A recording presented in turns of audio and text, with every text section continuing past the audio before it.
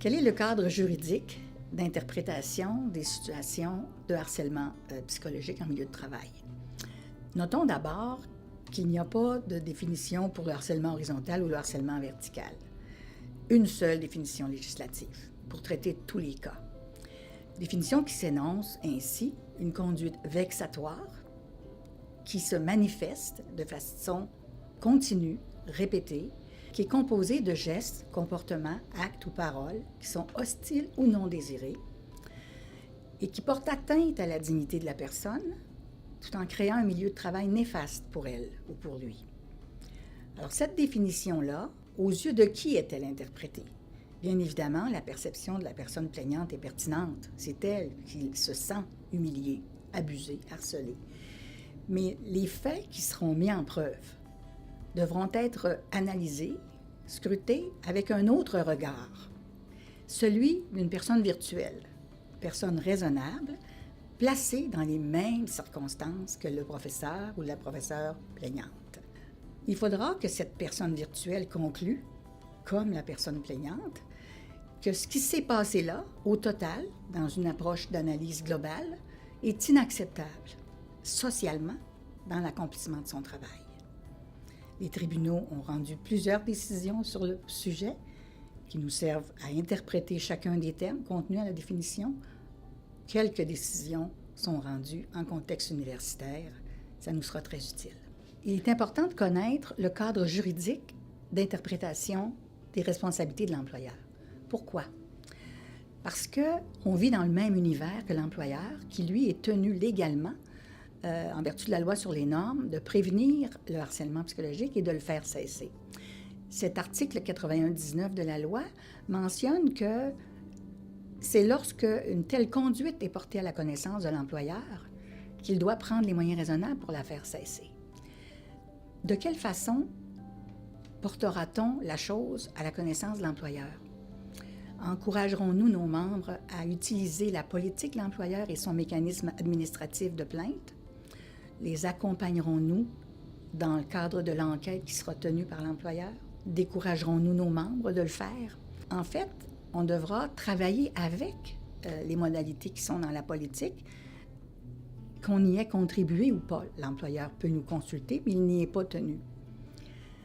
On devra accompagner nos membres s'ils sont convoqués en entrevue. On devra les conseiller si on a des procédures de médiation qui sont mises en place entre collègues. C'est souvent très approprié de faire cette tentative. On devra aussi tenir compte du fait que si une enquête conclut positivement, à savoir qu'il y a eu harcèlement par un de nos membres au détriment d'un autre, il pourrait y avoir des sanctions disciplinaires pouvant aller jusqu'au congédiement. Nous devrons alors mesurer la valeur de cette sanction, sa pertinence, son caractère proportionnel, gradué, pour décider si on contestera ou pas. Donc, quand l'employeur agit en fonction de ses obligations légales, nous sommes à côté de nos membres et nous devons les conseiller, les accompagner et faire des représentations. Les syndicats ont des responsabilités légales qui sont encadrées par le Code du travail. On dit par exemple à l'article 47.2, pour ne pas le nommer, que le syndicat ne doit pas agir de façon arbitraire dans le traitement des dossiers de ses membres, dans la représentation de ses membres. Lorsqu'on est saisi d'une allégation de harcèlement, particulièrement de harcèlement entre collègues, la question se pose, comment allons-nous procéder? Sachant déjà que la politique de l'employeur prévoit la possibilité d'une enquête. Mais quelles sont les autres possibilités ou comment moduler cette possibilité-là? On va explorer 3 grandes options. Une option qui est reconnue valable par le tribunal, par les tribunaux compétents, c'est l'option de l'enquête indépendante du syndicat. Faire tout en notre possible pour évaluer les faits, la preuve disponible et les qualifier aux yeux de la définition légale. Première option. Deuxième option, surtout si l'employeur veut en faire mettre sur pied une enquête, est-ce qu'on va se greffer à l'enquête de l'employeur comme observateur, par exemple? Ceci est également accepté par les tribunaux. Ou, une autre option, est-ce qu'on va conjointement avec l'employeur mandater un enquêteur de façon paritaire et bénéficier, bien sûr, de copie du rapport intégral à la fin de cette enquête. Voici 3 options acceptables qu'il faudra étudier à la lumière de d'autres critères. Par exemple, comment éviter que les membres aient à parader dans 2 enquêtes parallèles, ça répété un nombre X de fois. Comment aussi gérer tout ça à l'intérieur de la problématique des délais? La loi sur les normes du travail prévoit qu'on a un délai de 90 jours pour déposer un grief alléguant harcèlement et négligence de l'employeur. 90 jours qui sont calculés à partir de la dernière manifestation. C'est un délai qui est court. Comment s'assurer de ne pas faire perdre de droits à nos membres tout en faisant face à ce devoir-là de ne pas laisser passer les délais?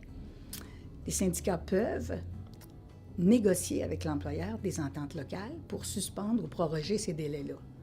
On a vu notamment un syndicat membre de la Fédération être condamné par la Commission des relations du travail en lien avec des questions de tentative de respecter des délais notamment.